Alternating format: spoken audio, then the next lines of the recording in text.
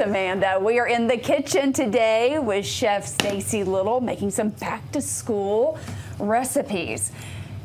Back to school is already a busy and can be stressful time. You're going to make it a little easier for us. Well, you know what? That's exactly it. And sometimes, well, no, not sometimes, all the time. We make it way more complicated than it has to be. So, you know, my goal is just to get people back to the table. So if I can give people quick and easy things that kind of just help them put food on the table, that's what I want to do. So that's what we're going to do is we're going to make cinnamon rolls. Who doesn't love a cinnamon roll? Right. And I mean, the shortcut of having these canned cinnamon rolls is fantastic, but we're going to jazz them up a little bit. So you're going to elevate. That's right. Gild the lily. A friend of mine says that. So okay. So what we're going to do is we're going to make a little bit of a caramel. In the bottom here, I've got about a half a cup of unsalted butter. So that's just one stick. One stick unsalted butter. If you have salted butter, it'll work just fine. This is a half a cup of heavy cream. I've got that butter melted. To that, I'm going to add 1 cup of firmly packed brown sugar. I like to use light brown sugar, but either one, you know, I'm a big fan of whatever you have in the cabinet. Use it. Yes. We're just going to stir this together. I'm going to add about a pinch of salt because, of course, with anything with a lot of sugar, a little bit of salt helps. If you used just salted butter, would you skip that step? I would, absolutely. And we're going to add 4 tablespoons or 1/4 cup of corn syrup. Now, the reason that we add this is because sometimes, if that gets overcooked, that sugar is going to caramelize, it's going to crystallize, and it's going to harden. This helps prevent that. That keeps it smooth. It does, but it's kind of hard to measure. So if you'll take your measuring thing, spritz it with a little nonstick cooking spray, and then when you measure that out, that's going to pour right out. Now, this trick doesn't always work, but if you are making something that has some other type of fat in it, like in this case butter, then it's not a problem to use like the nonstick cooking spray. What we're going to do is just heat this until all of that is melted. The goal is not to boil it or anything like that. We just want to make sure the sugar's melted. Just make it nice and smooth. Yep. So what I'm going to do is I've got a 9x13 here. I'm going to let you spray that with a little cooking spray. Put you to work. And my husband says you always have to do this outside because he says it gets on the floor and you might fall. Look, let me show you my trick. Or over the sink? Over the dishwasher. If you have a dishwasher full of dirty dishes, smart. Open the door, spray it right there. But for the sake of TV today, that's right. We're just doing it right here. We're going to do it just like that. That's fantastic. All right, once we've got this melted, all that sugar is nice and dissolved. This is going right in the bottom.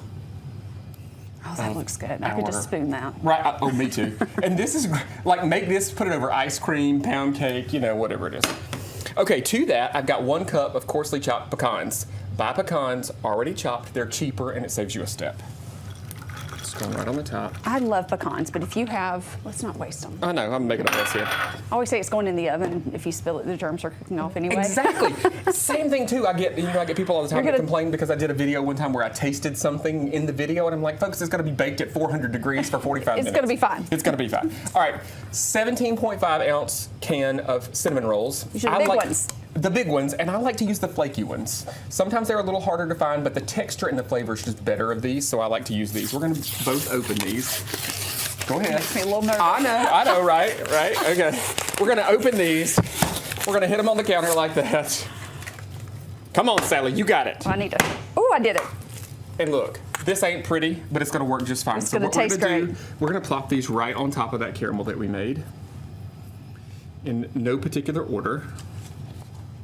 We've got our oven preheated. We're going to save that frosting because we're going to use that in just a minute. Look at you. I'm getting there. I'm getting there. Right there. You're a little faster than I am. I've made a few of them in my day. Mine are coming apart. See? Exactly. And mine did too. But look, see? You're a pro. You got this. Let me do that. We got one more in there. Our oven is preheated to 350 degrees. And we're going to pop this right in there for 25 to 30 minutes. Depending on the pan that you use, that time's going to change a little bit. We want them to be nice and golden brown.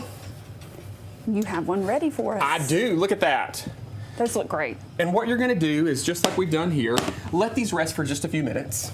Put a tray on top of them. Now, look, you can serve them right from that if you want to. But they're so much prettier like that, right? They are. A big tray, put it on top, flip it over when it's cool enough to be able to touch, because otherwise you're going to burn your fingers. Nobody wants that. And then we're going to take that frosting that came out of the bottom and drizzle it on the top. And just drizzle it on top. That's it. I like extra icing. I like to make a little extra icing. Do you do that sometimes? Absolutely. Sometimes what I'll do with this is I'll take both of those, put them in a little bowl with a little cream cheese, maybe a little extra powdered sugar. It kind of cuts a little bit of the sweetness and gives you that cream cheese frosting flavor. But yeah, I mean, and you see how easy this is. Now, sure, is it perfect for a busy weekday? You know, there may be a special weekday. We make these for Christmas because I typically have a big menu Christmas morning, and this is a great shortcut because, you know, you're not having to yeast the dough and all of that stuff. And if you serve these, nobody's going to know those came out of a can. I think these would be great on a Saturday morning. Could you Absolutely. store these in airtight container, or Yep. would you put them in the fridge? Nope, I would store them in an airtight container overnight. You can fridge them if you need to, but they actually reheat pretty well. Zap them in the microwave, and that caramel's going to soften right up because we used that corn syrup. This looks great. Yeah, thank you. Looks fantastic. And then we're going to make something else coming up in a half hour. What are we making next? Sloppy Joes.